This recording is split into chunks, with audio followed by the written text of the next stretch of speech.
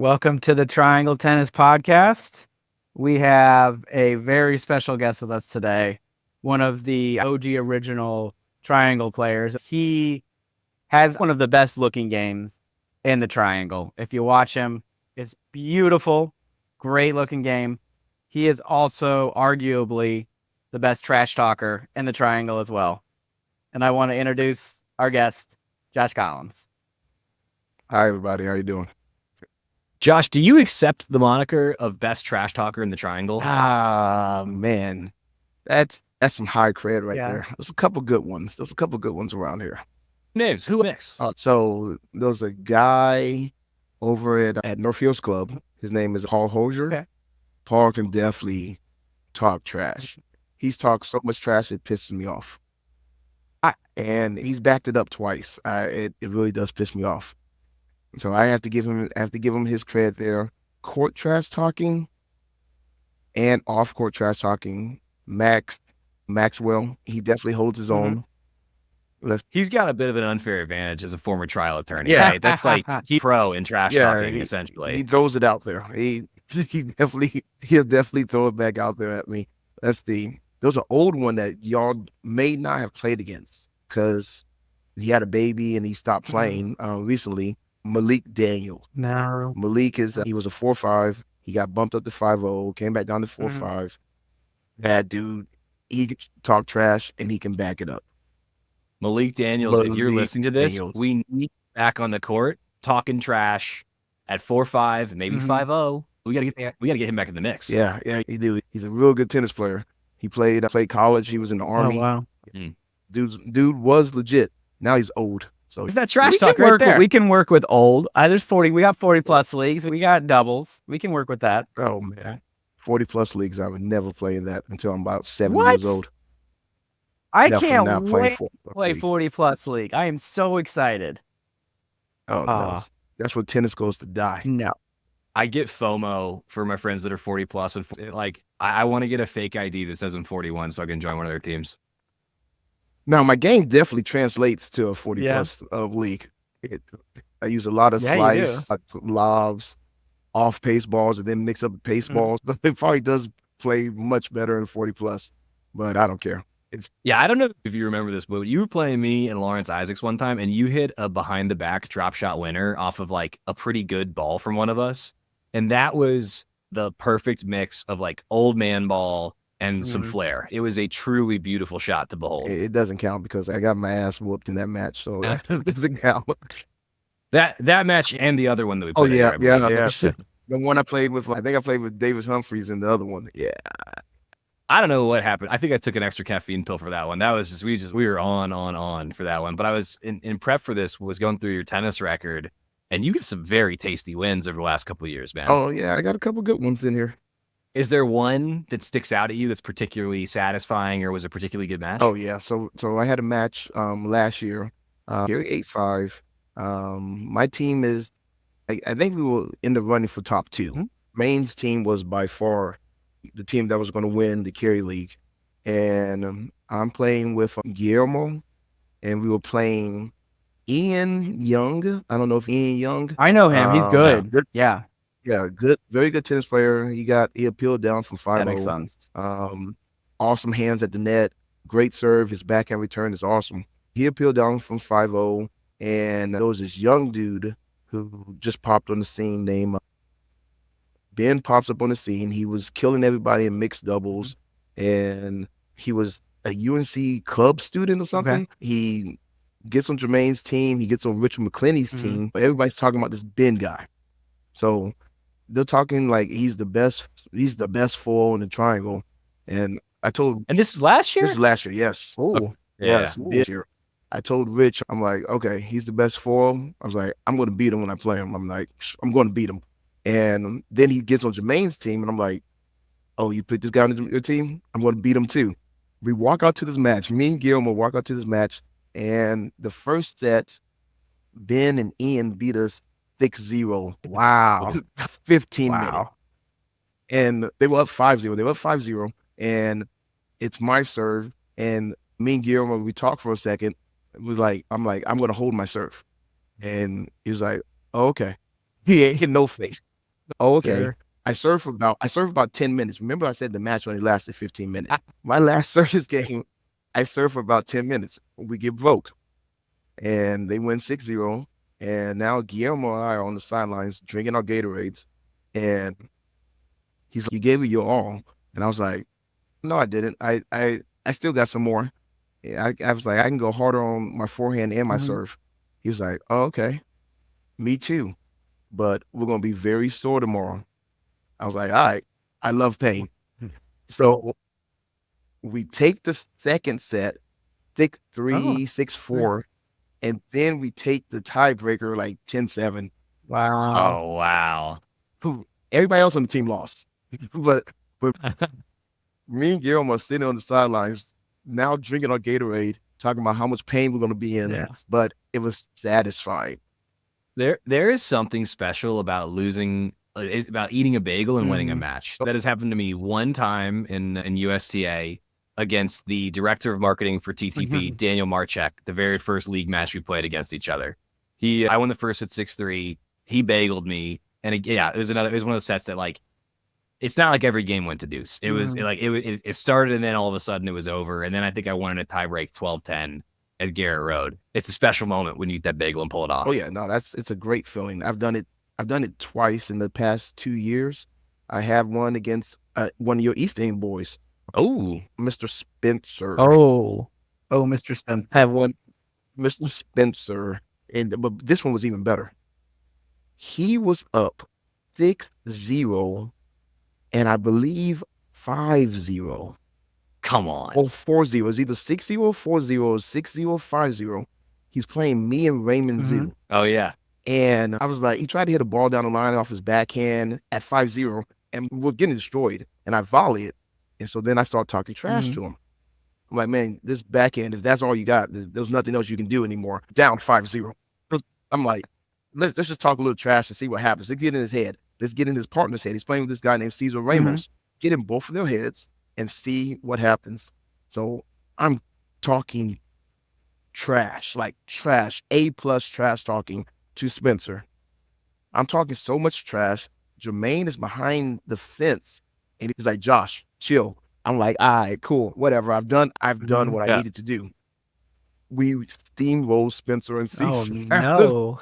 Oh, wow. Come on. Were they freaking out? Oh, Yeah, of course. Of They course. the best feeling is when guys go from talking a lot to being completely quiet. I love it. Oh, yeah. Once doubles partners stop, like, dapping each other up, doing the racket touch, you got them for at Mhm. least, but let's go back to the beginning, Josh. Okay. When did you start playing tennis? And have you always been a trash talker? Yeah, I've always been a trash Mhm. talker. So the sports that I actually played growing up was like basketball, like neighborhood football. Like I was really into basketball and football sport as a kid. Then around, I don't know, 10 to 12, I stopped growing because I was taking a steroid because I had real bad asthma. So Mm. I just stopped growing, and the doctor was like, "I don't think you're going to grow anymore." Uh-oh. I'm like, "Okay, great." So me and like my dad and stuff, we always teased about, "Okay, we can get a college scholarship in." Mhm. And I was like, "So Not they gonna get one in basketball. basketball?" Yeah. So at the same time, at 12 years old, there was an academy that was being put together in Springfield for inner city youth. And a couple of attorneys put together this tennis academy, and they invited my sisters to come to the tennis academy. So inviting my sisters, you invite me Mhm. too, because that's just how it is in the family. If you invite Yeah, them, that you seems invite fair. me. So yes, all three of us went out to the tennis academy and never picked up a tennis racket. They'll teach us little stuff. For the first month, I pick it up pretty fast. Then News Channel 20 comes out to one of our sessions, and I'm hitting a couple of the drills, and the news broadcaster comes over to me and he's like, "Hey, can we interview you?" I'm like, "Sure, whatever." So they spotlight me. They spotlight me playing, and it looked pretty good for a guy who's only been playing for 2 months at that Yeah. point. So they asked me a question: "What do you like to do in tennis? What is the best thing you like?" And I was like, "Oh, I like to hit the backhand and the front hand." I didn't. Yeah. I like to hit the backhand and the front hand. That's what I Yeah. said. So That actually makes more sense, does, like, right? way more Yeah. sense, by the way. They should, yeah, like, I see where you're coming that from makes with that. sense. I thought that's what it was called, but but I didn't know the name, but I'm hitting it. Like technically hitting perfect looking ground strokes. So that night they put me on TV, and Springfield Racket and Fitness Center. It's a club. It's a prestigious club in Illinois. They see me, and I get a tennis scholarship to take the classes. So I took classes there for a year, and then I really started getting into tennis. So I started taking classes there. Started taking classes at Washington Park with Hall of Famer tennis player Manny Velap. Then that was all. Yeah. So what was your junior's career? Did you play a lot of tournaments? And if so, when did you start? To keep my status at Springfield Racket and Fitness Center, you had to play at least 3 tournaments a year because you had to keep your rating up. And at that time, your Midwest rating was you had to play a winter tournament, and a spring tournament. So I played the very minimum. I had to keep my rating up to be in the area's elite program. And so that's what I did. I made sure that I came in right at the level to always be able to play with the best of the best, so-called best of the best. Interesting. Well, John, I think we might have been because I didn't travel that much. I played mostly in Indiana, but I think are you my age? How old are you? No, I'm older than You're you. right. I am 39. Oh yeah. Oh, so you're eligible You're for 40 so plus next year. close. Are you excited? I'm not ever going to play. But yeah, I Okay, played so in, we were a little. I'm 35, so we were a little apart. So we probably didn't run into each other. I played in Indiana. So my Indiana story is we took a trip to go play in the tournament, and I ended up playing against Rajiv Ram. If you guys know Rajiv Ram, he was like our best United States doubles player. Oh wow! Yeah. So I'm like 13 or 14. I play against him in the first round, and I lose 0-0. And so y'all playing singles, or are we playing in doubles? Yeah, that was singles. And then we had a tournament right outside of Illinois, almost in Missouri, and I had to play with G-Rom again. I lost 0-0 again. And at that point, we're like, why are we taking trips all the way out to here? lose 0-0, yeah. Play the same dude and lose 0-0. I was like, you know what? But it is a fact to say that of triangle tennis players, you've won more points against Rajiv Ram than anybody else. Yeah. That's cool, yeah? Yep, that's a good one. I've won 5 points. What was his game like when he was a teenager? Is it similar to how it is now? He always had the sweetest hands. That's all I know about him. He had a great serve, sweet hands, and he controlled the court. He played at the University of Illinois. He played singles.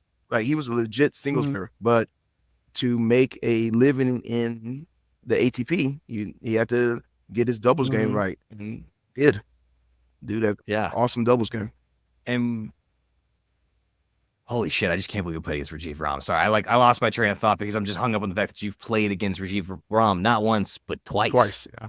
Was your game as a junior similar to your game now? And if not, what's changed? Oh, no. When I was younger, I had very solid ground strokes, forehand, and I also had a one-hand backhand. I had 2 serves that I used all the time as a slice serve, and then a makeshift kick serve, which is like my top spin serve because I didn't toss it over my left shoulder or behind me. It stayed in front. So it gets enough kick. It gets enough kick, but it doesn't get the same bounce or intensity that a true kick serve had. And so I used that because the returns would come in like a little bit weak. And then I just stayed at the base and tried to win points from the baseline. It wasn't until I played in maybe my second game in college. I think it was my second game in college. Coach Mack, my assistant tennis coach at North Carolina Central, he was like, Josh, I think we're going to make you into a serving volleyer. And so when he said that, that's when I was able to really play around with different touches, more power on my serve, off my kick and my top spin to give me time to get in. And college, I served and volley the whole time. And then I got older, and now I don't serve and volley, but I do try to do little fun stuff at the net. Maybe a serve and trot up to the net now? Serve and walk? Yeah, it's like a serve and serve and crawl. Serve and half volley. There you go. Yeah. But yeah, that's how my game got developed into what it is right now. I was definitely better in college because I was faster and I had better footwork, but I was dumb. And now I just decide to be dumb on the tennis court and try different shots. But I know the game. Mhm. I know the game so well now that it works both ways. Isn't that true for all of us? Like our brains were still Mhm. developing, but our bodies were tight Yeah. because we had the youthful metabolism and we didn't have to pay taxes and have jobs. All we did was play tennis, maybe work part time. That made it a whole lot easier. Yeah. Josh, you mentioned that you played in Yeah. college. What brought you to the Triangle? Was that to play tennis or was it something else? Again, it was an accident. So I had signed my letter of intent to go to Xavier, Cincinnati, Ohio. Wow. And they gave me a 3/4 ride scholarship, but my parents were still going to have to cover $12,000 to $14,000. Oh. And so I graduate high school, and that summer I was like, I'm going to Xavier. But there was race riots. There was some race riots in Cincinnati. And Wow. my mom's, you're not going there. I'm not sending my boy to go get killed or whatever. So this is my summer going into my freshman year, and we ended up at Central. Then Central had some money. And we decided to go take a trip here, and that's all she wrote. Yeah. I stayed around. Yeah. Wow. So you mentioned the scholarship covered part of the tuition. I think in a lot of sports, the scholarship covers the entirety of it. Can you tell people a little bit about how scholarships work at the collegiate level for tennis? Oh, yeah. So you're never guaranteed. The scholarship is not guaranteed for 4 years. And a lot of tennis programs don't have full rides. Oh. They don't have enough. Wow. Yeah, they don't have enough money. Yeah, they don't have enough money for a pay for people to come in and they might have like 3 full rides, and then they have to find money from different programs. So Xavier, they had their full team already. So I wasn't guaranteed a spot on Xavier, but I was guaranteed to be on the team. Yeah. They used my athletics and some of my academic to give me the 3/4 ride. At Central, I was going to use tennis and football. You were going to play football? You didn't mention this. Okay. Yeah, I was going to try my hand at collegiate football. Well, yeah. What position? For me, I only wanted to play kicker. Like I didn't want to get hit. I didn't want to do anything. But Can you kick? yeah, I can kick a little bit.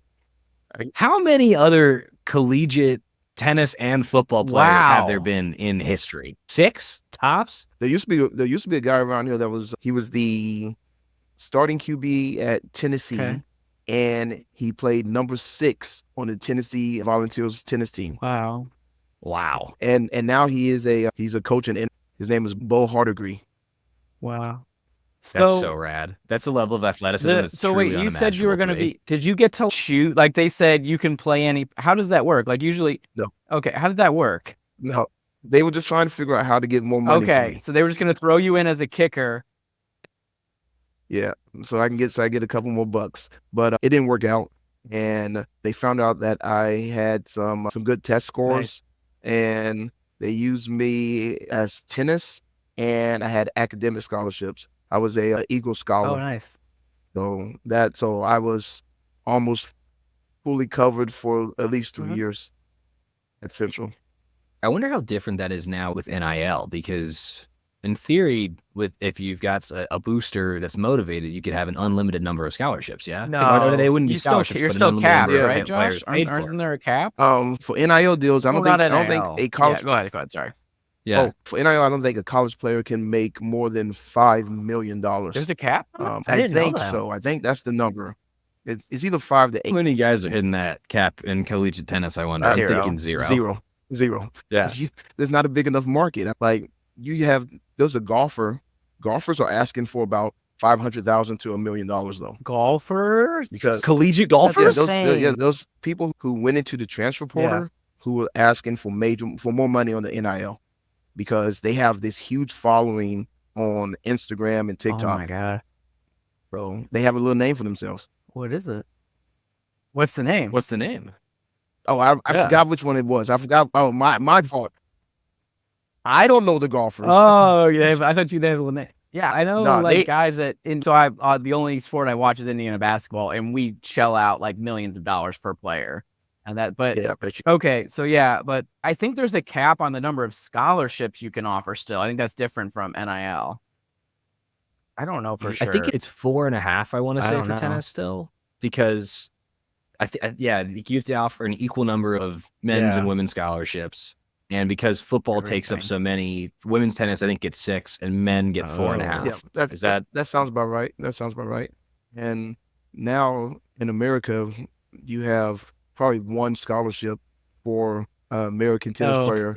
The yeah. other 3 go to the international players.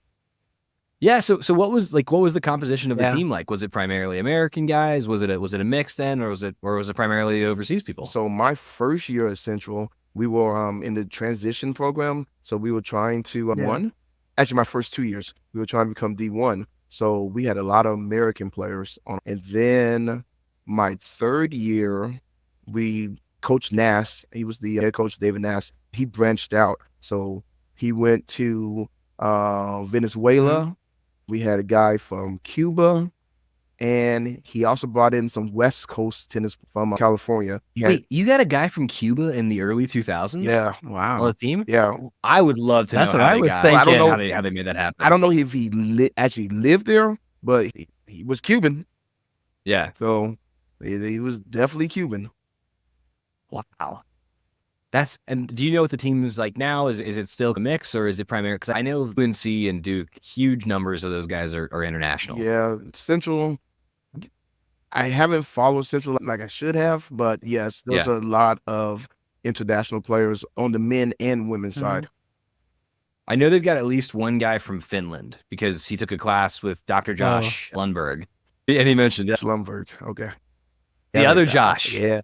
The other Josh. That's my guy. I like Josh Lumberg. Who's a better player? Oh, we're gonna see who's a better player in the fall. I just played him. I just played Lumberg a week ago in mixed doubles. Yeah. And he won 10-8 in the Thursday tiebreaker with his wife. We're going to have to cover the Battle of the Yeah. Joshes as a TTP exclusive in the great. fall. So please keep us updated on that. Oh yes. It has to happen. Is he on one of your teams? I'm sure he's on one. I think he's on Kevin Mo Young's 8-5 team.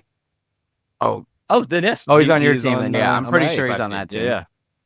okay. You might catch the two of us in the fall. I don't know. I'll take a lineup that has Josh and Zach on it. That would be great. All right. Just text ahead. They'll make it happen. Yeah. Save the date. Yeah. Let's Coordinate. definitely, Kevin, if you're listening, Yeah, let's make this coordinate. happen. Yeah. Line 1, of course. Line one, of course. Yeah. Josh, what Yeah. did you enjoy most about college tennis, and then what was the most challenging part? The best thing I enjoyed was getting to play like guys that were head above heels way back. I think that as a tennis coach right now, to be able to tell your parents, like, look, we can get them a college scholarship, and then that will open up the opportunity to play some of the best players that he or she will ever see. I hate to say to a parent, hey, I can make your kid a pro, but say, hey, they can get a college scholarship somewhere and then eventually play some very high level tennis.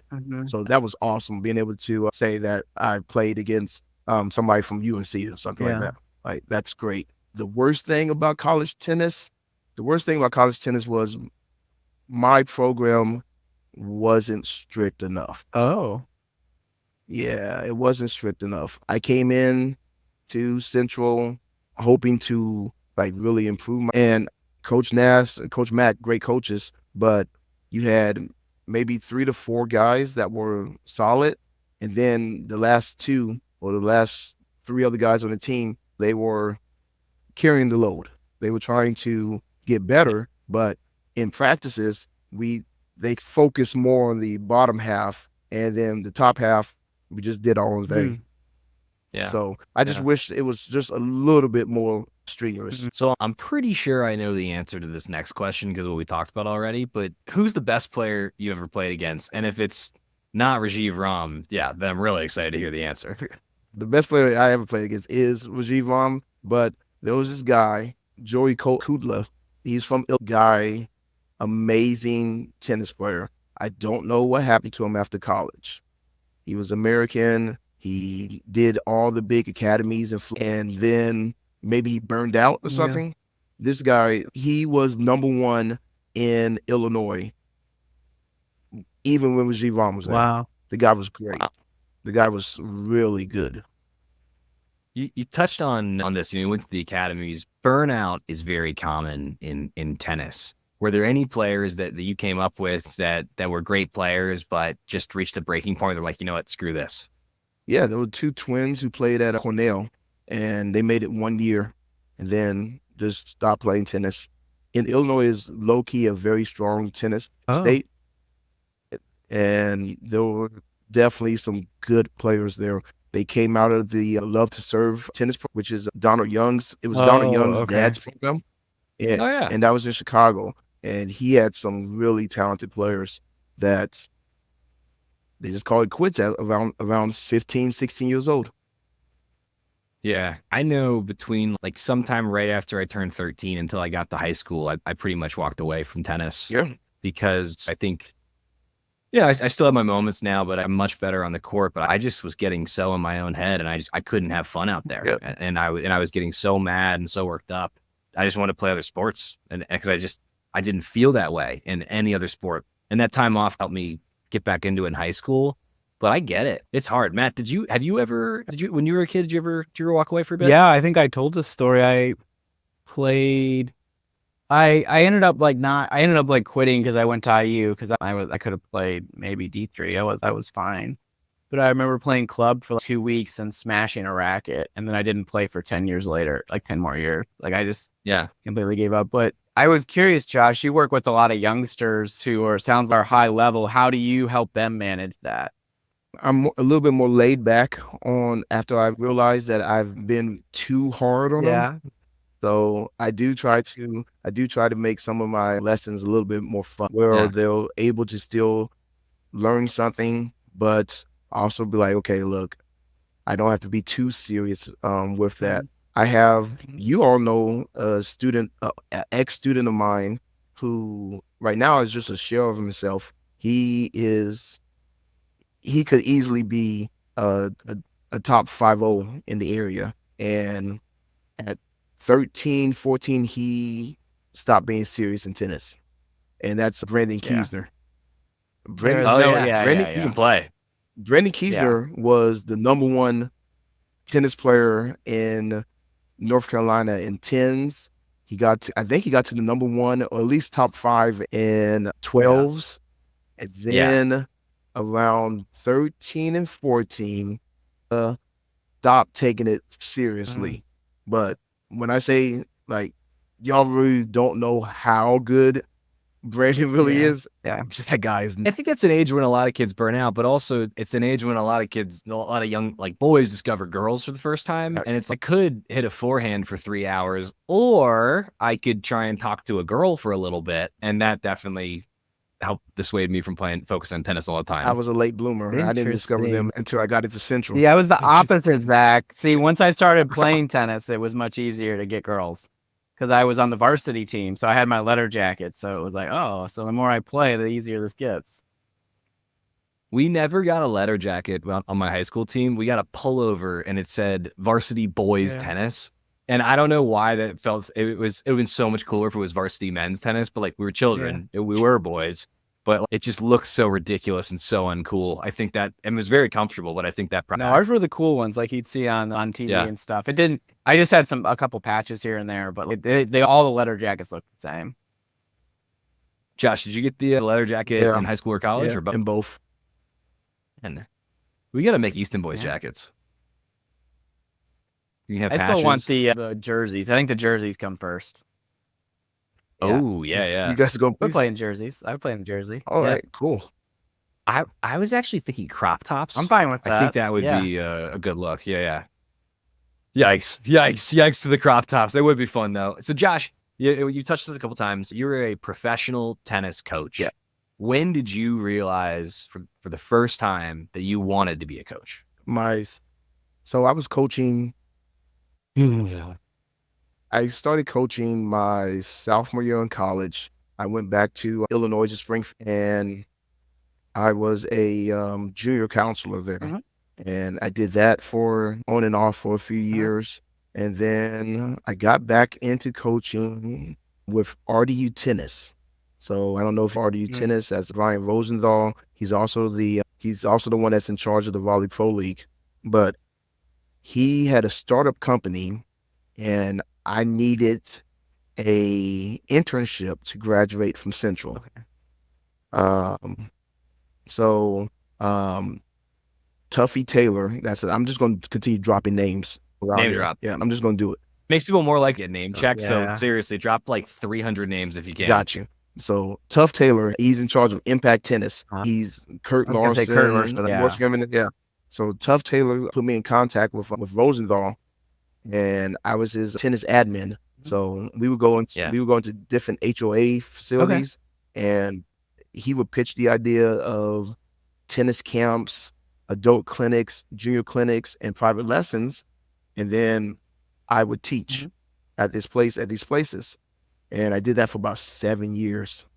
7 years. I had a regular job as the gang outreach coordinator for the Salvation Army Boys and Girls Club, but I moonlighted as a tennis instructor or the tennis admin. So I did that for 7 years, and then Brian was like, "Hey, there was a assistant pro job at Briar Creek Country Club," and I put my name in. I got it, and that's all she wrote. Like I said, I taught at Briar Creek for 11 years, and now I'm the tennis director at Southern Village Club in Chapel Hill.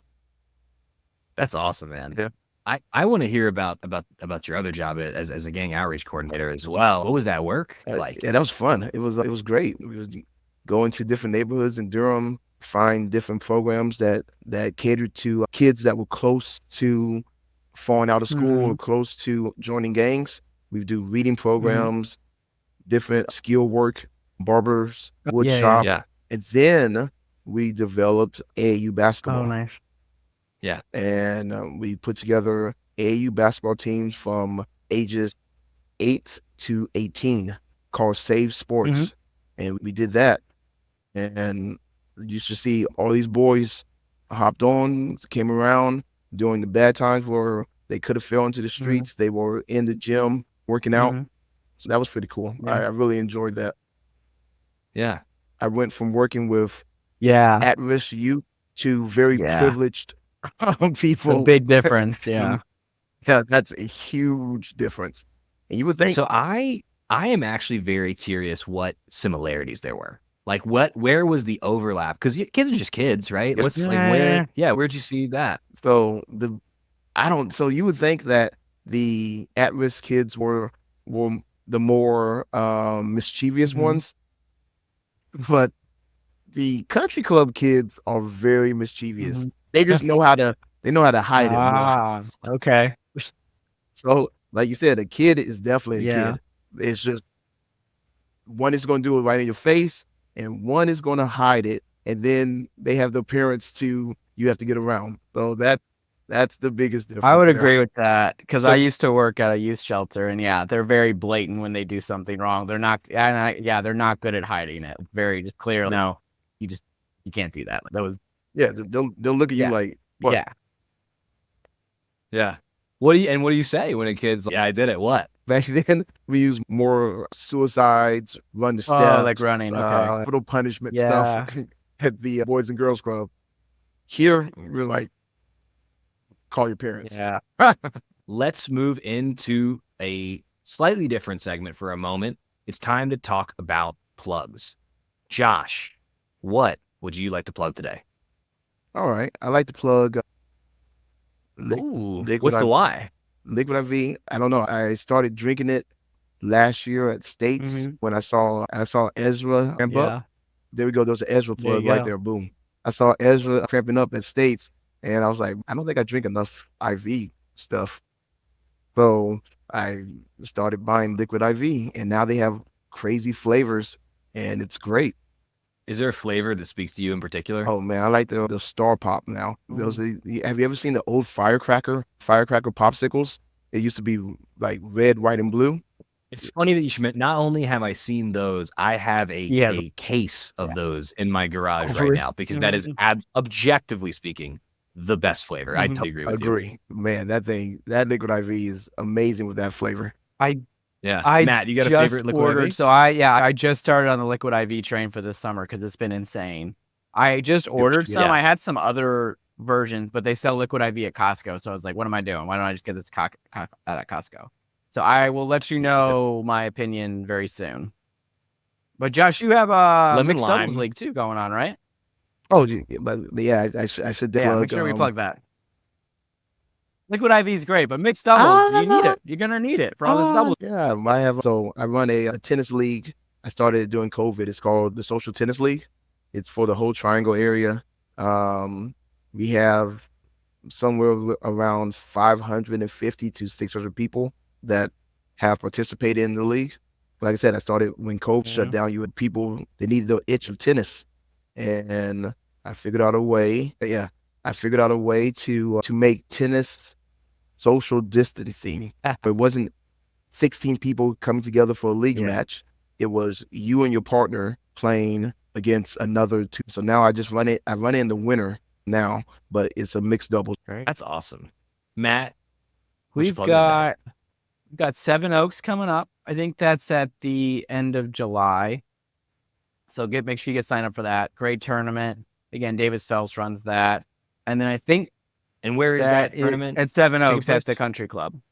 Raleigh. And that's in Yep. So that'd be in Raleigh. And then there are for everybody. Anyone in the triangle could be the champion of Seven Oaks. And then there's fall singles for folks. I think the registration starts soon. I'm pretty sure there was some confusion around whether there's 4 or 5 or not. I think there will be, but I actually do need to check with the CTA. Unfortunately, I was denied my 3.0 or 3.5 access. Now I thought I'd try. Can we get Matt a fake ID? A 3.0 ID? Man hour. Oh, Righty Man Hour is my alter ego when I play the tennis ladder. That's my other email I use. But yeah, you guys have fun with fall singles. I will be playing something else. But yeah, I think that's what I'm plugging today. Very cool.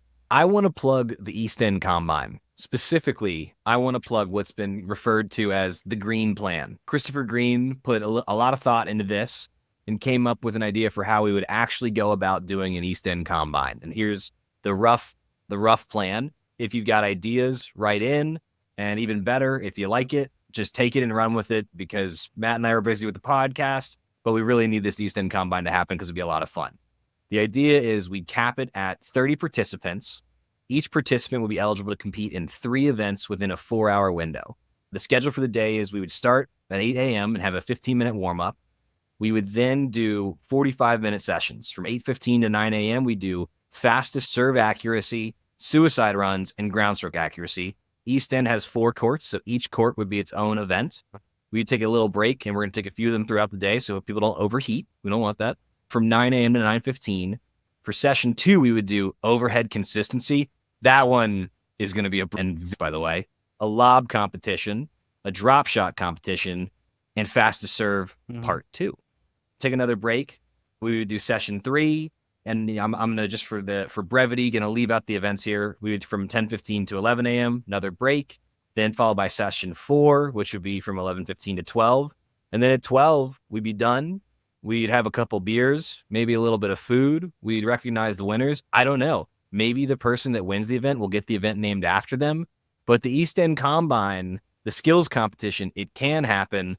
We just need somebody to step up and take the mantle and start organizing this. Huge shout out to Christopher Green for coming up with a plan for how this could actually happen. A few other notes. Again, we've got to cap people at the number of events. The plan would be to do it at 3. We would need folks to volunteer, and if you're injured, this is a great role for you to be judges. Calling me out already. We can't just do the honor system on fast to serve, yeah. And then we would also need, of course, some refreshments, and we got like shade structures. That would be great. Technically, the shade structure at East End is not really usable right now because of all the lead in the ground, which the city is working on. And then lastly, but not leastly, we would need somebody to take the lead on equipment, just making sure that we've got balls and maybe a stringer and all that good stuff. But the idea is all this is flexible, but we would love to see an East End Combine happen. If you're listening and you like the idea, take it, run with it. Thank Christopher Green for fleshing this out a little bit more. And let's see if we can make this happen, gang. Josh, what event would you most like to see Uh, in a tennis combine of sorts? And would you be interested in participating? nah, definitely not. Oh. Definitely not. Is it because you know you'd lose the drop shot competition to me or what? Oh, that would be one. I would do that with you. But you hit a really now drop you're just shot. flip-flopping. Yeah, This is outrageous. I forgot about that one. Yeah, you hit a good drop shot though. I would love to see the overhead consistency if Matt Hanauer is throwing up the lobs. I've seen matches and I've been in a Yeah. match. He has completely just pissed me the hell off with these stupid lobs and they are the most frustrating thing to track. So I would love to see y'all hitting overheads off of Matt Hanauer's lobs. I would love to see that too. Yeah. There would be a whole lot of Yeah. let out at that competition Oh because my goodness. Matt, every time I watch you play, there's a whole lot of F-bombs getting Yeah, dropped on both typically. sides. On both sides. Yeah. That really would be fun. Josh, what's the first time you saw Matt play and what happened on that day? Okay, so the first time I saw Matt play was a 7-5 match at Elmira Park. So if you know anything about me and in Elmira and Rock Quarry Park, the lights suck and I can't play it at night. You have this freaking 3-5 dude playing with he was playing with Ivan Ross. You have this 3-5 guy playing against Ivan Ross, and I hate to tell you, Ivan, he was playing better than you that day. This new 3-5er was out here volleying very well and throwing up off-pace balls and lobs and off-pace balls, and they win the first set. I'm playing with Fred Holding. They win the first set. Oh, I remember this now. This took me a second. Yeah. I'm like, who the hell is this Yeah. dude? Let's go at the tall guy. Yeah. Good idea. Like, I like to hit his ball. I don't like it. We win the second Mhm. set, and then Hanauer takes over the rest of the match, and he wins. So it left a bad taste in my mouth, and I was like, okay, if I ever play him again, I know who he is. I can't wait to play him again. The very next season, he's on Jermaine's teams. Mhm. I play him in actually, the very next season he is. No, it's the same season. He's on Jermaine's team, same Yeah. season we play at States. States. I know the match you're talking about. Yeah. At States. Yeah. He was still moonlighting as I a was a stupid 3-5 3-5 guy. yeah. And he's playing with freaking, let me say his name correct, because if I don't say his name correct, he's going to correct me in the group chat. It is Aubrey. Yeah. He's playing with Aubrey, and what's his last name? Karma. I'm terrible at last name. Cam Rody. Cam. Yeah. It's something like that. It's not Carmody? Karma. I don't know. I don't know. I feel bad. Hey, I know that we're gonna get fact checked by Max we as are. usual and Yeah, sure. Oh my God. So we're playing against them. It's short sets. Fast forward. It's windy. It's 8:00 in the morning. I just got up probably around 15 minutes earlier, and it was my worst match ever. You didn't play great. Yeah. You might have returned. And I told him at the end. Yeah. I tried to be nice because I was like, I knew you played like shit. And I was like, I tried to be nice and say something like, I know that wasn't your best, but it didn't come off very well. I meant it to be like, I know you could play better, because he only returned one of my serves the entire match. And you missed every single overhead that you tried. Every single freaking overhead. Yeah. I couldn't track the ball. It was so windy. I was like, get me off this court now. I think the first time I ever saw Matt play a league match in singles was against Chris Henderson, who is a very good player, who I've had two great against that were close and competitive. And every time I look over, Chris would be at and Matt, I think pretty early in the match, got a little frustrated, maybe let the racket or the visor fly. And I'm looking over, and I was on Chris Henderson's team, and it's, I think, for summer singles, and I was like, great, okay, this is good. Like, it's either a competitive match or Chris is winning. And it ended pretty quickly, faster than my match, and I was like, oh, okay, cool. So we're up a line. And when we get off, but like Chris looked like not good. Like he didn't look happy. And I was like, okay, interesting. So maybe he lost, surprising, but okay. And when I get done, I asked him like, hey, like how'd it go? And he was like, I lost 1-0. I won the first game. And I feel like that perfectly encapsulates Matt's game. Like you're just so smart on the court and so high percentage, and you make guys miss. And not only do you make them miss, you, with a smile, oftentimes break them. Yeah. I've seen more epic meltdowns and heard of meltdowns against Matt than probably anybody else in the triangle. At least when I was I believe at 3-5 and 4-0, I would get a lot of 4-5. They don't melt down as much, but yeah. So where Josh where he breaks them down with trash talking, I like to see them break down. Yeah, just mentally just can't handle it anymore, and they're like, I'm done. What feeling do both of you get when you get in an opponent's head and you know you're in their head? Oh, I'm gonna stay in their head. Call your name while I'm hitting the forehand. Like, Cool. I'm gonna say gotcha before the ball goes past you. I'm gonna call out my ace. I'm gonna call my ace before the ball goes past you. I have real estate in your brain, and it's gonna stay there. That's great. I love that. Matt, what about you? No, I just know when they start missing, it's okay. When they can't keep, when they're at that fifth ball and it's up above their shoulders and they're trying to crush it, it's over. They can't hit that shot. I love it. Listen, we're gonna keep things rolling, and we're gonna move into some coaching specific questions for Josh. Some of these are submitted by listeners. Some of these are ones that Matt and I have cooked up. And a few of the things that are on our list we've already covered. So we're gonna get straight to the middle of it, which is, what is the thing most recreational players are doing wrong? Okay, not moving correctly at the net in doubles. Not understanding that if you move in, you don't get stuck there. Like, they understand, a lot of people understand left to right, cover my alley, poach a ball. But there's also up and back. There's defensive land for the volley. I'm only talking about the volley player. If you move to the defensive land, which is the T area in the service box, picking off balls once your partner decides he's going down the line or she's going down the line, and that volleyer is going to volley it right there at the T majority of the time. And so movement as the net player is the biggest thing that I coach in USTA for the USTA players. That's so interesting. I think so. You coach some very talented juniors. You coach some adults. What are the differences in a training program for someone who's a competitive junior versus an adult that hopes to be competitive or hopes to take their game to the next level?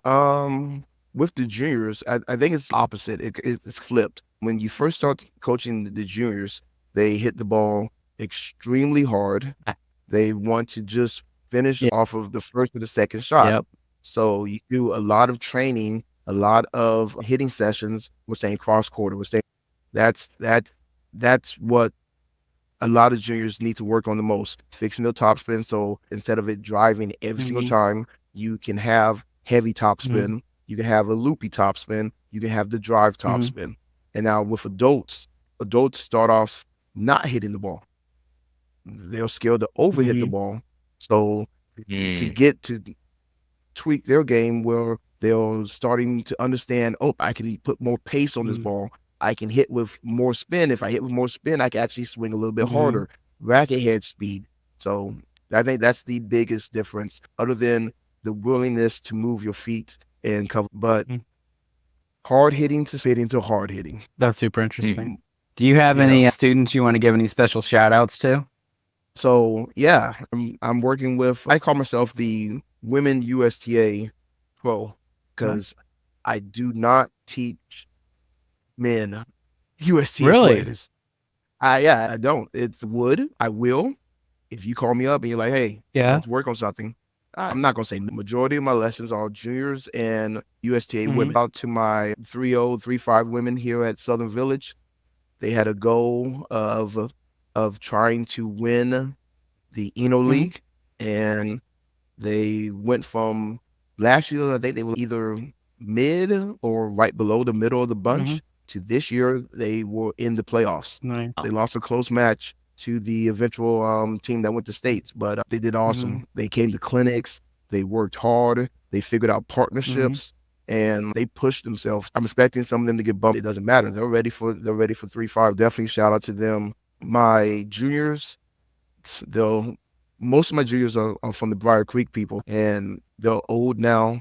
They finished playing their high school tennis, and they're in college just living a fun life. But I had a great bunch of juniors. Mhm. We used to win Raleigh junior team tennis every year Wow. at the 10, 12s, 14s, 6, 10s, 12s, 14s, and 18s divisions. We would play in this thing called Junior JTT Oh, I Championship remember Brandon talking where, about that. Yeah. yeah, so we would play city, Mhm. we would play state, Mhm. then we would play sectionals, and then we would go to Yeah. nationals. Shout out to my 14 and unders who are now 20 years old, 20 and 21. They got second place in the Mhm. nation Yeah. Wow. in 14s, and they were all like 12, Yeah. 13. They got second in the nation. A Oh. little team from a country club in Raleigh destroyed tennis clubs, like legit tennis Yeah. clubs. And that was great to see. Who's more difficult to coach, the adults Good or the question. juniors? I'm going to say the adults are a little bit more difficult, only a little bit, Yeah. because most of them have been playing tennis. Right. They develop their own little habits Oh, or I their own little, see. and so you have to get them to want to break these bad habits because they've been successful. They've got to whatever level they got to by just putting the ball in play. So it's now, do they actually want to work on their game? Juniors, they start off hard, but once they get friends or they play competitions, they see how good people Mhm. are, then they come back the next session and I need to work. Yeah. I think the adults just by a little bit. Is there another coach in the area that you look up to or admire that you think is a very good coach as well? Yeah, definitely. You have in the Eno area, you have Matt Nicholson. Mhm. It's at Hollow Rock. I Is that think right? he was at Hollywood Nights at Duke Oh, Faculty nice. Club. I think he's a great coach. I've never taken a clinic or anything with him, but I know people who have. You have Loic. Oh, yeah. So he's doing big things on his Mhm. own without being attached to any club. He's just killing it, and people know his name. I took a lesson with Loic last Nice. Friday, and every single lesson I take with him, I walk away noticeably better Yeah. at some small part of the game. Yeah. Huge shout out to Loic, and at some point in time, I'm gonna have to plug him formally in the plug. I'm a huge fan. Yeah. One of the things that you talked about earlier, Josh, the net movement, he's really helped me with, and I'm still a million miles away from where I want to be, but I'm also in a much better place than I was 2 months ago with his guidance and coaching. Yeah, I love coaches who actually coach doubles and net play. I like to say that you can find out any player who's been coached by Josh by how they play the net, how they move in a triangle and cover the important areas of the net. They Yeah. all play about the same. So, but yeah, but there's a lot of coaches in Raleigh that are just fantastic coaches in Raleigh. Yeah. I think underrated is the level of tennis coaching in this triangle. It's some really good coaches. Most of them played high level college and have brought their education that they learned to their coaching. So yeah, there's some real good coaches around here. There's a lot of good players, but then not every good player is a good coach. What separates the guys who can be good players and good coaches? What's that? Being honest with yourself. You're not the best player, right? And so if I'm not the best player, why am I going to teach somebody to play like me? That's it. I don't like seeing people who are coached by some foes and they're like, my coach shows me how to play just like him. I'm like, your coach didn't even make it top 6 in his college. Yeah. Like, why am I going to teach you to play just like me? Let's learn how to play correct. And if you want to do something on your own, then do it on your own. Like all the coaches that I had growing up, they never said, hey, Josh, this is exactly how you should play. You should do everything that I do on this is how you should play. This is what I do. This is how you should play. You figure out what you want to do here. And that's how I coach now. I'm not going to, because if you watch me play and you listen to my lessons, they are night and day. I'm going to try the dumbest shot that has a 60% chance of failing. But I'm going to teach you a 90% shot of success. Is there a tennis content creator or channel that you watch for tips or ideas? Man, I used to watch more tennis stuff on IG and TikTok, but lately I haven't. You got Skokie. He has his tennis channel. He used to coach at Duke, and now I think he's out in Virginia now. and he puts up Instagram advice. He's good. He was a top level player, and now he's working his way to being a really high level coach, really high level. Of course, I like watching Patrick. Yeah, I think Say that Moratoglu, yeah? Yeah. Sam Patrick? Yeah, okay, yeah, that's my guy, yeah. I like to say that we say similar stuff for a lot cheaper rate, for a lot cheaper rate. But yeah, I do like to see how what he likes to say on correcting some things. So yeah, those Matt, two. is there one for you that jumps out that you particularly enjoy? My dad. That's the only tennis content that I get at all. Is I call my dad after the match. Does he have a YouTube No, channel? he has a phone number. Oh. He has a phone number that I call. He's the only. Yeah, I'm not on Instagram. I'm not on TikTok. I don't consume any tennis social media. I call my dad, who was a D1 player, and generally I could describe to him what happened, and he can tell me what to do differently. Yeah, that's where I go. I want to send you some Instagram videos now just to see if it's stuff that you heard before. Because for me, like my feed, like I'm not at Instagram very often. Basically, the only time I go, my wife will throughout the day save between 5 and 10 things that she's found humorous and then send them to me all at once at the end of the day. And I always enjoy going through it. The thing I don't like about it is then I end up on Instagram, which I hate. I don't like being on Instagram. To make it a little better, my feed is pretty much exclusively kids I went to high school with and tennis. And the reason I don't like it isn't because the content isn't good. It's because it's too good. It's addicting, and I don't want anything to do with that. I'm already addicted to Twitter. I don't have room for Instagram too. And the tennis feed is very active. The exception is, of course, the Triangle Tennis Podcast Instagram feed, which everybody on here, if you're going to get addicted to one thing on Instagram, make it that. Somebody's got to post Yes. those in the chat, because I don't have Instagram. I don't know what's going on with our Instagram account. Do you know that? Have you seen No, our I Instagram? have no idea what's happening. All right, huge shout out to Daniel Marchek, who's crushing it I've on our heard, social good media. You're gonna have to follow at some point, Matt. Josh, do you follow the Triangle I Tennis? did not know you guys were on Instagram. I'm about to Yeah. start. Okay, Totally can we follow. count on you to Definitely. repost? Is that a thing you can do on Instagram? I don't really know. Got you. I'll repost you guys. There we go. I'll put you in. I'll put you in the social tennis league page. Yay. Oh, is this pod garden? Is in the social tennis league page? Sure, I'll put it up. Yeah. I'll put it in there. Wow, 9 times what we've got currently, so that would be pretty Yeah. cool. Hey, do you have a favorite drill for when you're coaching? Yeah. My favorite drill, we call it. So it's a progression drill. It goes from 1 ball all the way up to 6 balls. The 6-ball drill is a forehand. You start on the baseline, start in the middle of the court. So it's a forehand, recover, backhand, recover, approach shot, move in from the approach shot, forehand volley, backhand volley, overhead, Drill. cycle around.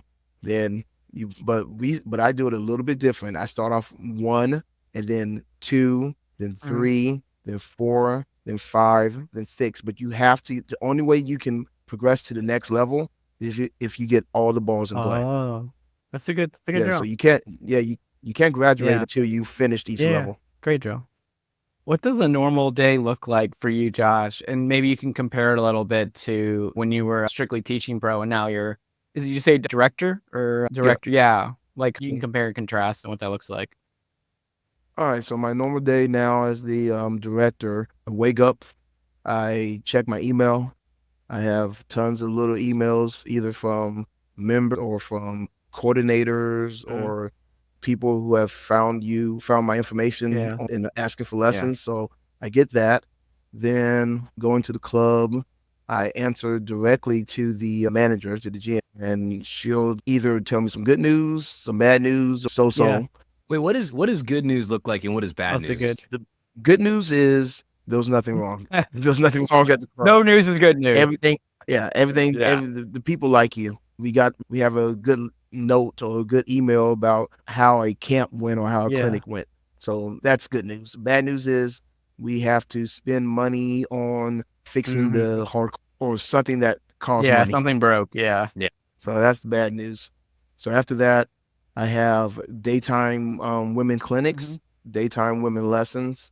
Then back inside around the 11, 12 o'clock time, I have to either figure out some type of program to do, figure out how I want to structure my summer sessions or our fall sessions, putting together a calendar, and then more emails, and then I'll go back on the court and teach for another 3 hours maybe. Oh, wow. But that's because I still really enjoy teaching.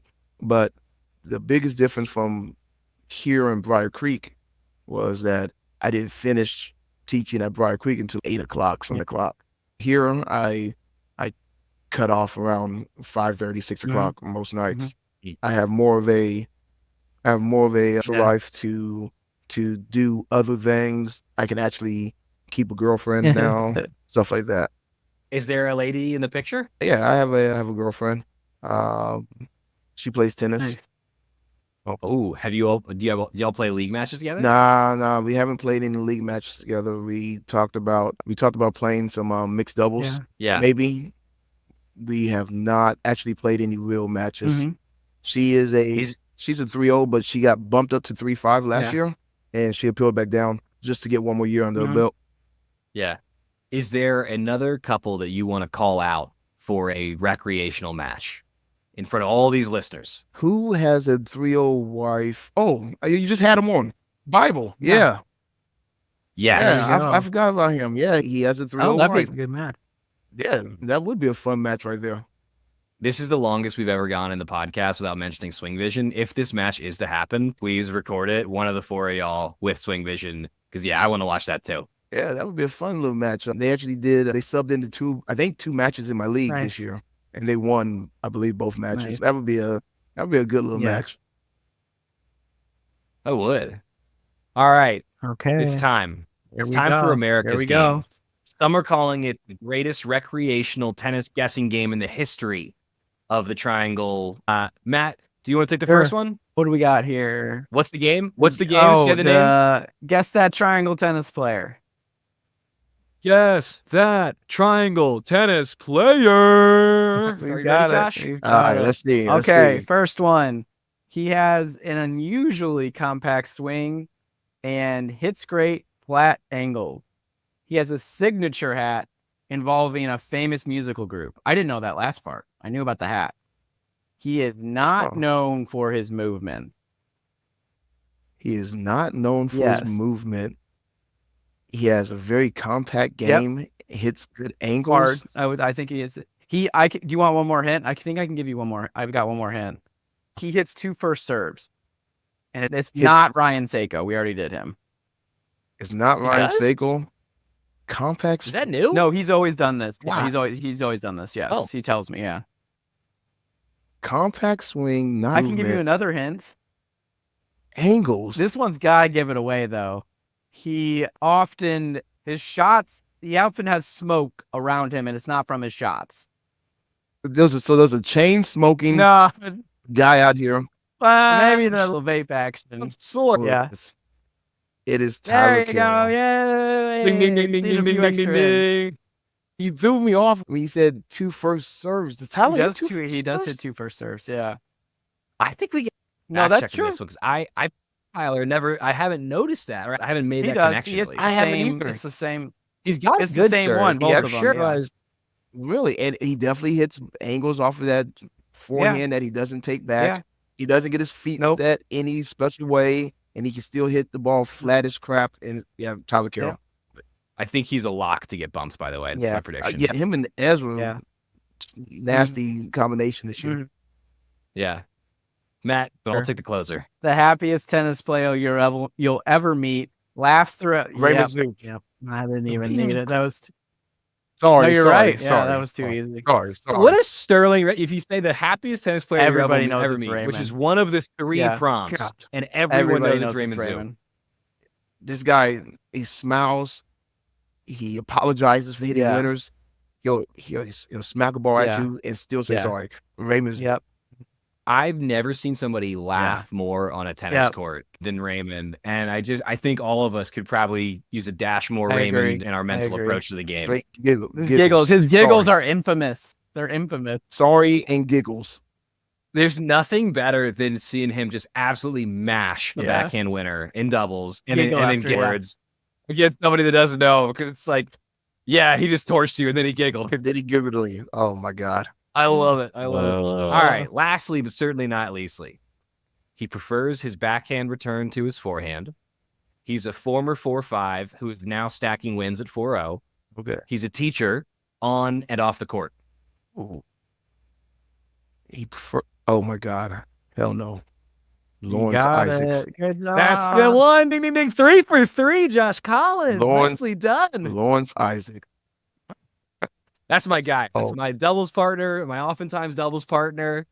For what people, Lawrence might not love this, but this is true. I've had multiple people ask if he's my dad Yeah. when we play doubles together, both in tournaments and league matches. I think more like my cool Yeah. older brother. That's the guy. People don't know me and Lawrence used to play together when I was trying to figure out how to play USTA. And me and Lawrence used to partner up and take some names. That's what he said. We got some big Yeah. we got some big Yeah. wins. He's been to States like a dozen times or something. As someone who still has not been to States, I think that's very cool. His bag, if you hadn't guessed who it was going to be my next prompt, is his bag clinks when he walks around because he's got the medals. And I'm a little jealous, not going to lie. I just want to go to States. I just want one. Just one. Come on, mate. You could have got on our team when we won last year. I know. I had my rule, right? Yeah. And I still have it. My deal, I'll say it again. My deal for myself before playing on a Jermaine team was I had to be on a team that won a league over his. Yeah. 11 league seasons later, and it hasn't happened yet. Maybe one day. Shout out Jermaine. And the dude's a captain. That man knows how to put lineups together. Yeah. We talked about that a little bit on his episode. But going back to you, Josh Collins, we're going to get into some rec tennis questions. All right. What is your favorite league season? Mixed doubles.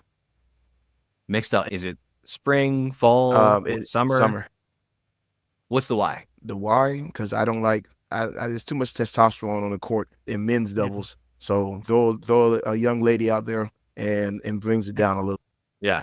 Check and anecdotally from several folks that mixed has the most disagreements and complaints of any league. Has that been your experience as a vocal proponent for mixed doubles? Yeah, you have. It's a strange dynamic.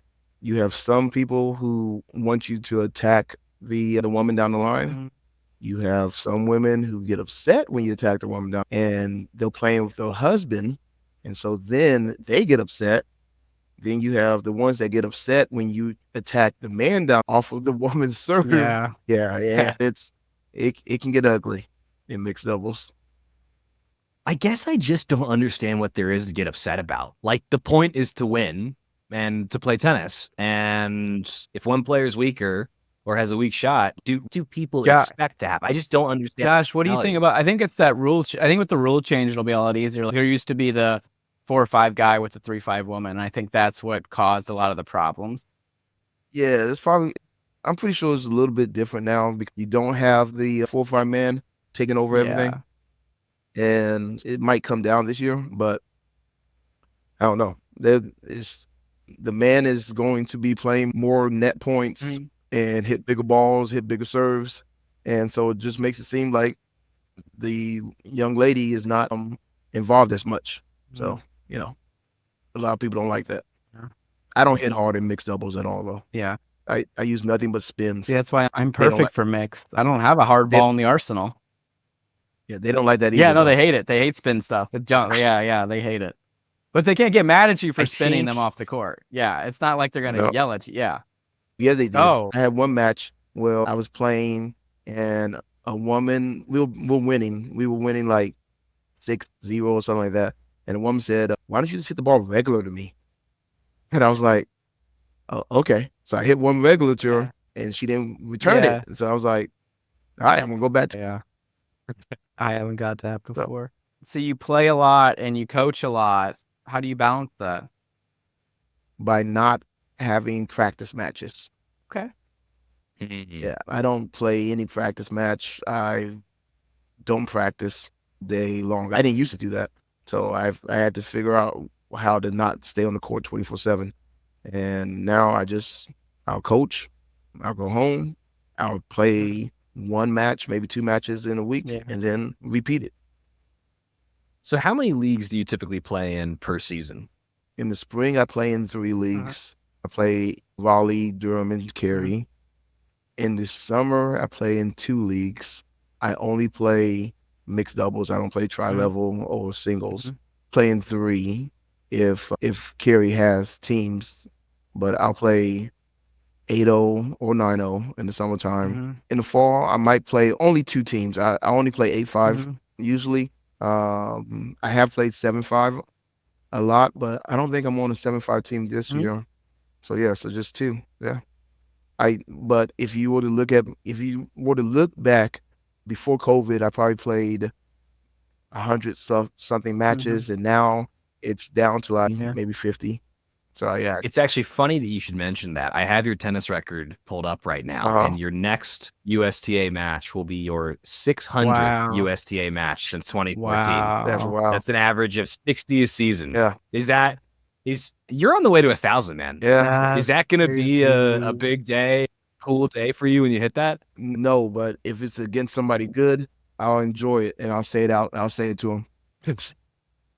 So of all those 599 matches that you've played since 2014, is there, and I know we've talked about your favorite match, I think, of the past season, but is there a favorite match of the past decade for you? Favorite match of the past decade? Favorite match of the past decade? No, not really. I don't have anything that really super stands out. I have some good matches. I have some high-level matches at 9-5 that I played with some wins. That states match. You're the reason that Durham went to sectionals last year. That was a great match. Yeah, that's pretty good. Against Feltz and Albright. Yeah, I remember watching it because I was getting my ass kicked. Your match was more entertaining. Oh yeah, that was a fun little match. That was the reason that you were the reason that we went to sectionals. Yeah, I teased everybody about before the match about being the lowest rated person on our team, and I was gonna win. So it felt good to beat up on Davis Feltz. I really enjoy beating Davis Feltz. Do you find yourself playing a little bit extra if you're playing another coach? Only if their games is like pretty. Tell us about that. Why is that? If they have fancy games, because I like to say that I have a nice. You looking do have game. you have a very nice looking game. It is smooth game too. Yeah. So if somebody has a smoother game than me, and he has a good following of people that come to the matches, I would like to beat them. I put Davis Humphreys in that category. I feel like Humphreys. Okay, so I played him in mixed doubles last year, and he won. I think that's the first time Humphreys has beat me, but he did win, and he had a nice following. Yeah, he brings people to the games. Yeah, we played at his club, and Humphreys was balling out that day, and so he got me, and he definitely looked very fancy out there. Do you remember the first time that we were on the same court? We were not playing a match, but we were very briefly at this match on the same court, and I still feel bad about this. Me and you? Yeah. No. So it was my first league match against one of Jermaine's teams. It was, I think, doubles 2 with Sam Fishman, and was playing Patrick Shields, and I'm totally blanking on his partner's name. And we were warming up, and all season I'd heard about Jermaine and his teams, and that he was going to be the team to beat, and I was going to be the team to beat. Everyone was excited. Everybody was had prepped for that, and was there to take it seriously. And in warm-ups, I was trying to flex a little bit, bring the intimidation. So and this was before I'd hurt my shoulder. So I was doing 110% swings of my serves, hitting it absolutely as hard as I could. And you were swapping lineups with Chris Mansfield, and you were facing Chris, who was on the fence. And I hit a serve that went out by 6 feet, and I accidentally tagged you in the back with the serve in warm-ups. And you played it so cool. You turned around super slow and just looked at me, and I was like, "Oh, sorry." And then you just turned back around, and swapped the lineups. It was a wild moment for me on the court. Was that Garrett Road Park? Yes. Oh man, you played against Shields and Mike Roach. So it was you and Shield. I mean, you and Sam versus Patrick and Mike Roach, and I played Kevin Muyung and Trung Tran. Yeah. With Joseph Harris, I want to say. I think it was Joseph. Yeah. Yeah. It was Jermaine State's title team. Yeah. Yeah. I do remember that Oh, match. Oh yeah. That was the most demoralizing doubles match of my adult USTA career at that point, because again, this was before I'd ever hurt my shoulder. Like, my serve was thumping. I hit what I thought was a perfect flat serve right up the middle to Patrick Shields, who was on the ad side, and he took a like Superman swing, perfect clean contact, went screaming by me inside out. And that was the moment that I like lost it, and mentally I broke. Like, from that point forward, I don't think we won a game. Yeah.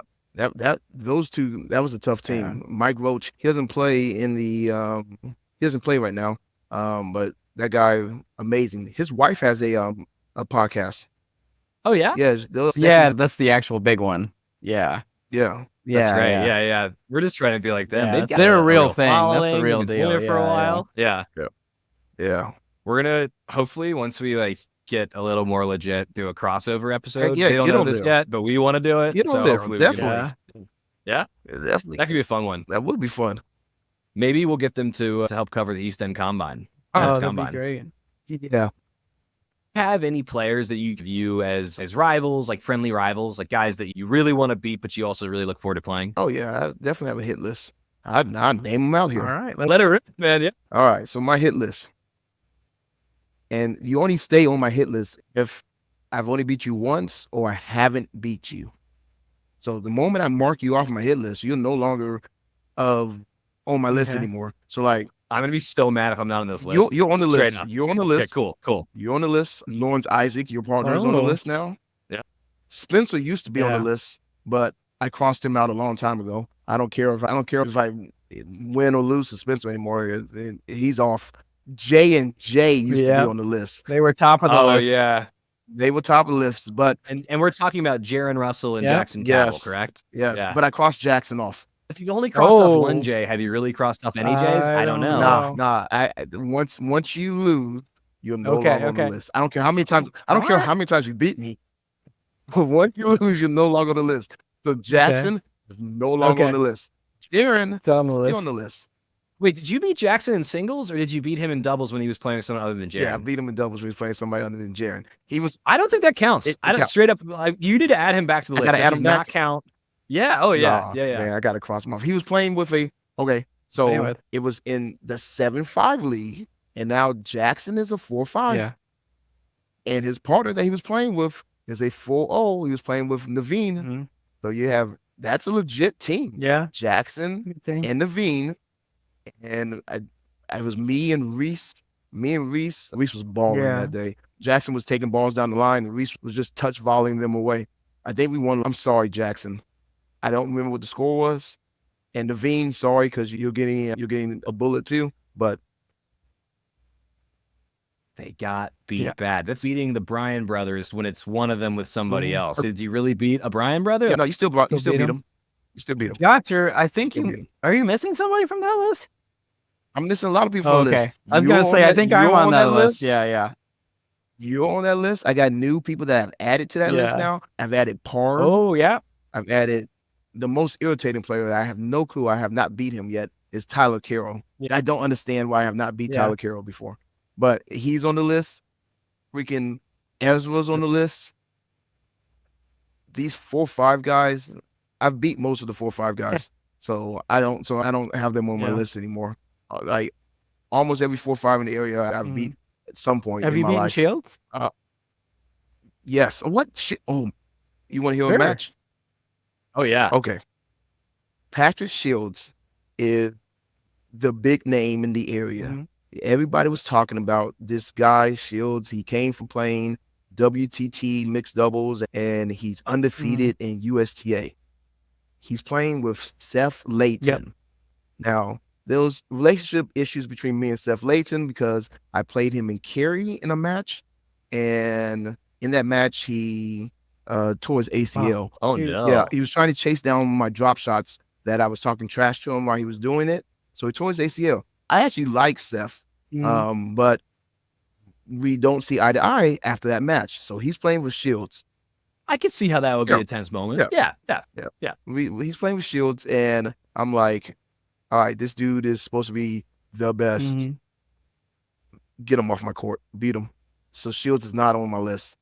Sorry, Shields. Man, I think that he actually might be like the one guy on my list. Fields, no. yeah. Like there's a couple other guys that I really want to get a win against. So Todd Resley, a lefty marathon runner. I don't actually know he's a marathon runner, but it felt in the match. He said like he was. I think I was at that. Yeah, Oh, he's an ultra that's right, yeah. marathoner. So If I him- remember correctly. Yeah, that's right. Yeah, so he's on the list. Great guy. I just really want to get a win against him because he's a good player. But Shields is like he is number one on the Yeah. list of guys that I both want to be on his team, but also really want to get a win against because no one has mashed my first serve back at me harder and more, and this is in a complimentary way, disrespectfully than Patrick Shields did in that very first match that I played against him. That was as humbling of a moment as any of the ass kickings I took in 5-0 this year. And they were There was humbling. one Matt that can was attest to this. very humbling. Yeah, that one. Yeah, there is a 5-0 match Yeah. where me and Rob Byer, who's a very good player, by the way, we won all of 1 points on our Yeah. returns. It was rough. 1 point. Yeah. Point Oh. singular. Wow. Yeah. And Patrick Shields with 1 shot humbled me more than that. No, that's wow. Now Shields is a great player, but Yeah. I can't put him. There we go. But you Matt, guys, do you have a list? Yeah, yeah, do you? and it's you. You're the only one. You, Zach. I think you might have told the story on the pod, but Josh, do you know the story about the match? And I've listened to every episode probably. We don't talk Okay, about maybe it. we haven't. Brings Do you wanna- yes, PTSD. It was terrible. So we played 3 or 4 times before, and it was always close. It was either third set, or I think one time it was like a tiebreaker second set. And we played our first USTA match, and he just absolutely annihilated me. It was Well, hold the phone. No, I sapped you of your energy. A tree That's had true. I fallen forgot on about the tree fence part, at Robbie yeah. Park. And it was like, it would not have been responsible to play a match in the court because like half of a fucking tree was hanging over the Yeah. fence. And if you were chasing the ball back, and you were and that's going the your way head I on a play. I'm tree. gonna say I'm Right. gonna be back there, so we had to clear it. Yeah. So Ryan Seiko, I think Aubrey, I remember you, who was me, there, Chris yeah. Henderson were like, we were literally Spencer was shaking there, a yeah. tree, like pulling on one side, pushing on the other to try and get it back over the fence so we could play our match, which then got started like 30 minutes late. And I proceeded to play the Avs match of my season. So Matt and I had both gone undefeated at 4-0. And so this was like a much anticipated, I think for both of us. Because we league had match. played several times before, and it was very close. Yeah. And we played since, and it was close. It was 3 since. sets the last time we played. Yeah. He just obliterated me, and I have never let out. I remember I was close to winning one game at the end, and I lost a deuce point, and I have never screamed so loud in my life. It was as loud as I could scream, and everyone stopped what they were doing. It was so loud. It was rough. It remains actually the only double bagel that I've served. The only one I've ever USTA. received in my Wow. life. I've never, And respectfully to many of my other opponents, you are certainly in the kind of upper Yeah. group of players that I've played. So it was just one of Yeah. those freak days. Yeah. Josh, do you have a match like that where you got a guy who you normally play close, where you just had a kind of a fluke result, or just off day for them, perfect day for you, where you got a crazy result? Nah. All my matches are always close. I'm a third set guy I love it. What makes you a third set guy? because I'll either lose the first set and then try harder in the second set, or I come out real hot in the first set and then I relax in the second set. You'll never get the same steady the whole time. What? So you said you don't play practice matches. You're doing a whole lot of teaching, so you have limited time to practice as well. Now, what are you working on your game, and then how do you go about working on it with your schedule? So I work on my game while I'm playing the league match. Yeah. That's another reason why my matches are close. I'm tweaking my game, working on different stuff while I play. I don't know. Is there one thing in particular? Because for me, it's my serve motion is not particularly balanced. There's a picture of me that is on the TCP Instagram where my leg is above my head. I actually didn't know that I could do that. Whoa. It was not intentional whatsoever. And so that was a bit of a wake-up call that, hey, maybe my balance is a little off. Is there any one specific thing for you? I'm always trying to improve my backhand. So either it be the two-hand or the slice or the drop shot or whatever. On my backhand side, I'm always working on it. Yeah. That's why I like to play the ad. I like to play the ad so I can work on it. Even though I probably should play more deuce, but if this is my time to work on stuff, I want to be on the ad side.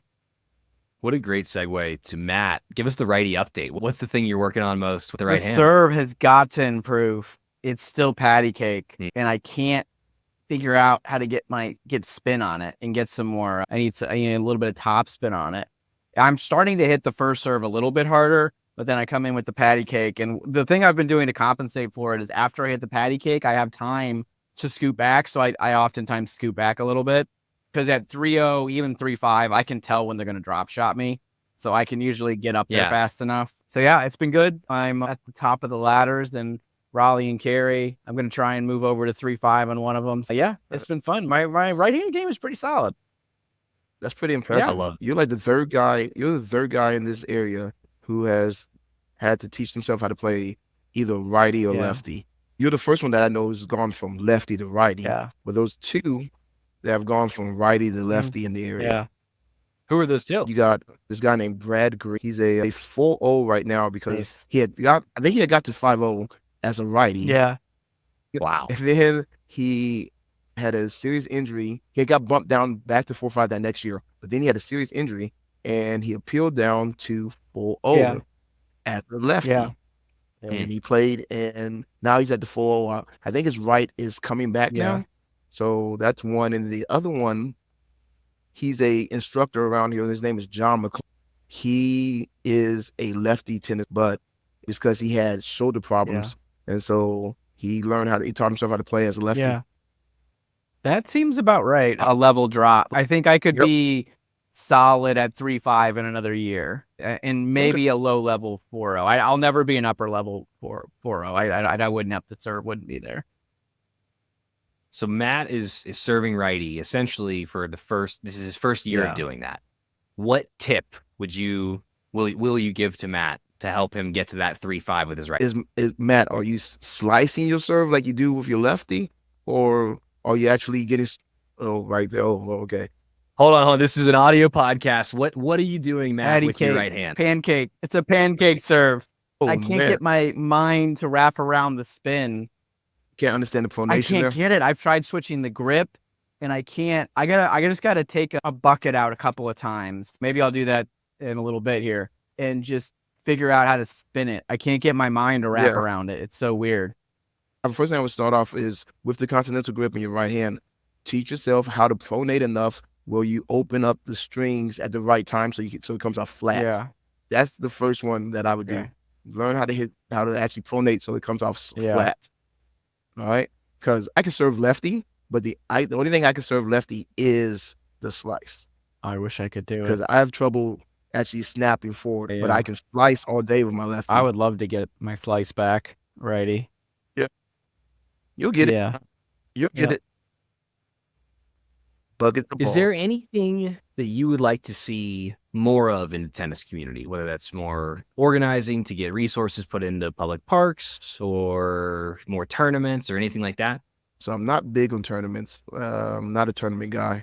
So I think I would like to see maybe better public court facilities. Better public court facilities. I like Greensboro. And Asheville. They have very solid public courts, and they have clay courts that are public in Asheville. I guess they have clay courts that are public in Greensboro from your podcast. Oh, that's so interesting. Really? I didn't even know that you could do that. Could we do that here in Durham? Yeah. We should be able to, but I don't know how, like Asheville, I don't know how they spend money to do that, but they do. They have some public clay courts. So a lot of people don't know this, but the mayor of Durham, Leonardo Williams, who I'm a huge fan of. You went to school with him? Oh yeah, that's right. He's Central alum. He was a drum. He was founded a drum his major. high school tennis team. Drum major who founded his high school tennis team. Carl Rist, city council member, 4-5C. Really? Yes, at Hollow Rock. We've got 2 tennis players in elected office in Durham. We got no public clay courts, and we got comparable sized cities with comparable sized budgets that do. Yeah, it's definitely doable. Tennis is big. Pickleball's big. They can definitely do something with better facilities in the public. Definitely do something with better facilities in the public. Oh, I do have a fact check for you. Okay. Hit us. I think there was an episode not too long ago about Snow Hill. Yeah, and And Kinston and that. They're all the same to me. yeah, tennis tournaments are actually good Oh, they are? tournaments. Okay. Legit, Yeah, because they don't have anything else to do. legit good tournaments. You have so you got Robbie Taylor. He puts on all his son. He goes to all the states and plays. Yeah. We used to have Andrew Renfro. Oh, nice. That's yeah. where Renfro came Oh, from. I didn't know Renfro that. plays in Snow Hills. Yeah. So I didn't know that either. yeah, so it's like there's some good tennis in Snow Hill. Do you think they put on the best tournament in North Carolina? Nah, I'm pretty sure that's probably going to go to Springdale. Springdale. That Springdale tournament is good. When is this? I'm actually I'm not not familiar. either. Can you tell us a little Oh, bit? No, we really? have You no guys haven't idea. played the- Yeah. You have No. not played the Springdale No. Open? Oh man, Springdale Open. They put together a tournament right at the beginning of spring tennis every year. It's a week-long tournament. A And week-long tournament? Yes, they play nighttime matches during the week, and then during the weekend they play the regular like matches or whatever. But every night they have major sponsors. They have kegs out there every night. They have a party, and like the crowd at Springdale is amazing. They come to every match and they're just out there cheering the whole time. That That's sounds pretty really epic. cool. That sounds like, yeah, it just sounds like a tournament where if you got a non-tennis playing partner, that's a tough sell. Oh yeah, Matt and I are both in the Oh, non-tennis I playing could. partner Jody doesn't care. I category. could do it. Every night for a week. That's a big commitment, man. That's a long Every night for a time. That's a week. I could pull it lot of off. tennis and a lot of, Well, yeah. it's a lot of tennis. Yeah. It's a lot of tennis because you have the back draw and you play that. Yeah, but it's a great tournament every year. I could do like a Wednesday, Thursday weekend thing maybe, but is it a Monday, Tuesday, Wednesday, Thursday weekend? It's usually like Tuesday, Wednesday, Thursday, Friday, Saturday, Sunday. But you don't play every day though. Say the 4-5 division might play Tuesday night, and then they'll come back around and play like tonight. a college, like the college basketball Yeah. tournament, like you would, like it's Yeah. a bracket, Okay. I would assume. Yeah, so you don't play every night. Yeah. When is that tournament? Right before spring season Looking at happens. it. February 27th through March there we 5th go. last Yeah. year. Yeah, that's a good tournament. There used to be a really good tournament too at Raleigh Racket Club. I don't know if they still have it. It was the Elite Eight. So you paid money to play, and they only took 8 teams, Yeah. and you got a prize. You got a money prize at the end. Right. I just want to make money from playing tennis one time because I had been so revenue negative, but only for my entire life, only since the age of 4. Yeah. See, like at least for you, tennis has been revenue That's true. positive. Like we're just lighting cash on Yeah. fire, man. Yeah.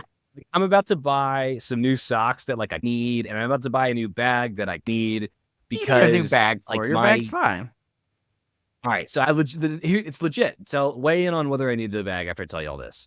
There's that little holster in the bag where you put either your shoes or your sweaty clothes when you change either after the match or you switch your Okay. shirts during the match. That has ripped. So anytime I put my sweaty clothes in there, it just leaks into the into my Mhm. bag, and so my bag stinks. All It right. smells like sweat, Fair and enough. not like a normal amount of tennis sweat. It smells like Yeah. real stinky. I don't really want anybody in the car with me if I've got Mhm. my bag in the car at this point. All right. That's fair. Fair Yeah, you enough. probably need a bag, Yeah. and that's coming from somebody who doesn't carry a bag.